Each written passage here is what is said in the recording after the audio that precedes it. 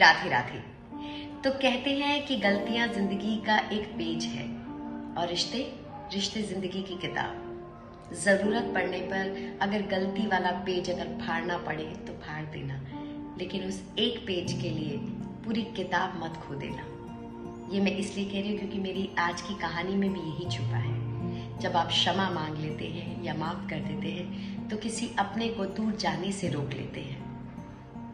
माफी मांग लेना या माफी दे देना ये कोई बड़ी बात नहीं है, लेकिन उससे सिर्फ आप अपना भविष्य अच्छा कर सकते हैं, अपने रिश्ते और मजबूत कर सकते हैं। आज की कहानी में बहुत ही सरलता से बता दिया जाएगा कि क्षमा मांगने से किस तरह से आप अपने रिश्तों को दोबारा जोड़ सकते हैं और उसको और अच्छा बना सकते हैं। तो कहानी सुनना तो बहुत जरूरी है। तो कहानी शुरू करूं। तो होता यह है कि दो भाई हैं, मोहन और राज। मोहन अपनी बीवी बच्चों के साथ रहता है और राज की नई नई शादी हुई है। अब राज अपने भाई से एक दिन कहता है कि भैया आप मुझे 5 लाख रुपए दे दें, मुझे ज्यादा जरूरत है कि मैं अपना नया बिजनेस शुरू करना चाहता हूँ। मोहन कहता है ठीक है भाई तू ले ले। अब वो 5 लाख रुपए लेता है और फिर थोड़ा बहुत एक दूसरे से अनसुनी हो जाती है। वो पैसे मांगता है, वो कहता है आज नहीं कल दूंगा, कल नहीं मैं अगले महीने दूंगा। अब मोहन को लगता है कि मेरा भाई गद्दार हो गया है, वो पैसे नहीं देना चाहता है।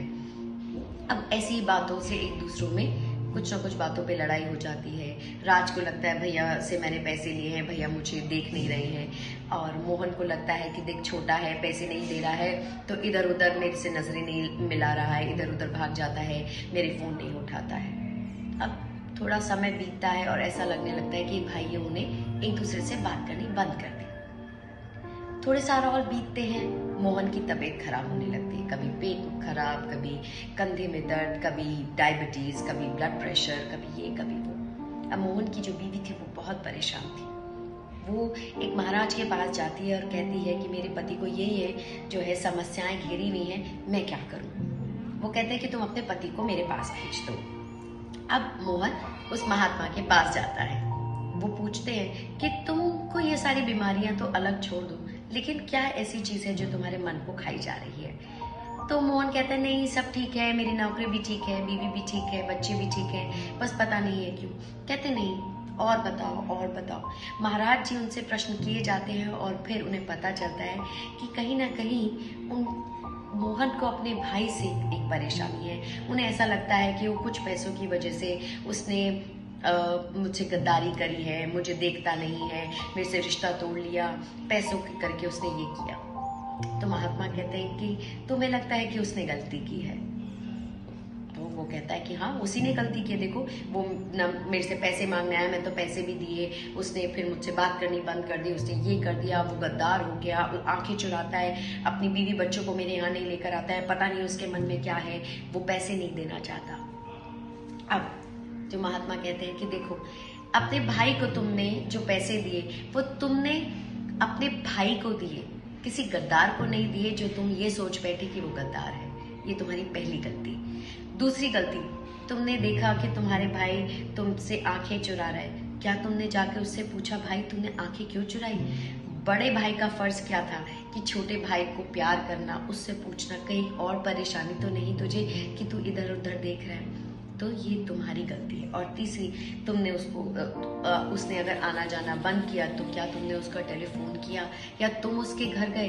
तुम अपने अहम में रहे कि मैं बड़ा हूँ, वो उसने पैसे लिए हैं, वो गद्दार है। तुमने अपने भाई के बारे में इस तरह की बातें सोची, तो गलती तुम्हारी है। और ये जो रात भर तुम्हें नींद नहीं आती, तुम्हें ब्लड प्रेशर रहता है, कंधों में दर्द रहता है, ये और कुछ नहीं है, ये कहीं ना कहीं तुम्हारी गलतियां हैं, ये तुम्हें कहीं ना कहीं कचोटती हैं। जाओ उससे माफी मांगो।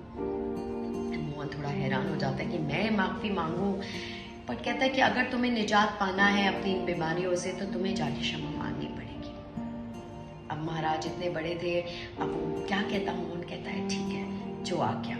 अब वो मोहन अपने भाई राज के घर जाता है और राज के घर जैसे ही घंटी बजाता तो एक छोटा सा बच्चा दरवाजा खोलता है जो कि राज का बेटा है। वो हैरान हो जाता है, वो चिल्लाने लगता है मम्मी पापा देखो आज घर में कौन आया है, ताऊ जी आए हैं।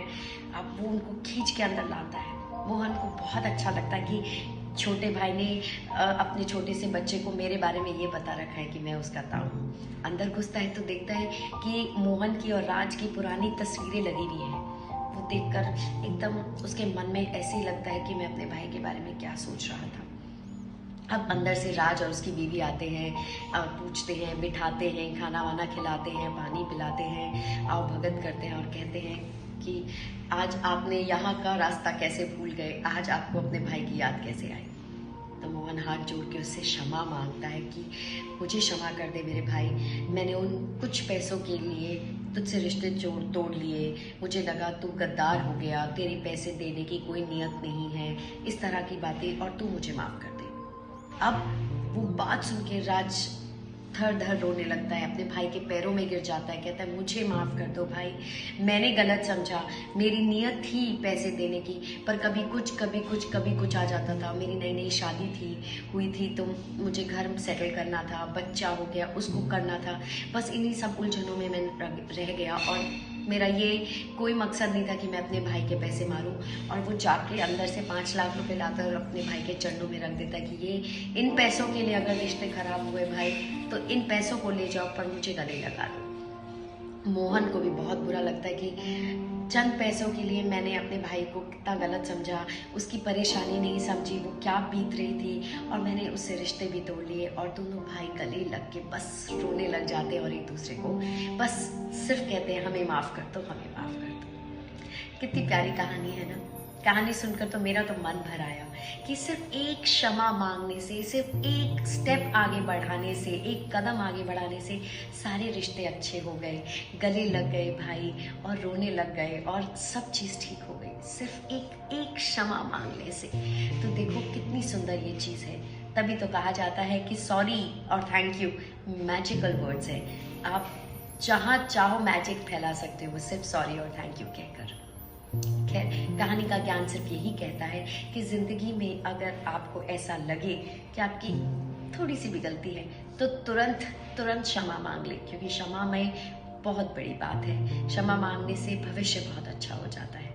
और अगर आप गलती करते हैं और आप अगर माफ़ी मांगते हैं तो आप अपेक्षा ज़रूर कर सकते हैं कि अगर किसी और की गलती है तो वो माफ़ी मांगने ज़रूर आएगा। और अगर आप गलती जो है नहीं मांगते हैं तो कोई आपसे गलती मांगने भी नहीं आएगा। मैंने इस कहानी से सिर्फ यही सीखा है कि क्षमा दे देना ज़्यादा बेहतर है, क्योंकि आप अपने आप के साथ में चैन से सो सकते हो। ये बात मैंने बहुत बार करी है कि गलतियां माफ़ कर देना ज़्यादा ज़रूरी है रादर देन ज़िंदगी में उलझने पैदा कर लेना, है ना। आशा करती हूँ आपको ये कहानी अच्छी लगी होगी, और अच्छी लगी तो मुझे ज़रूर बताएं। धन्यवाद।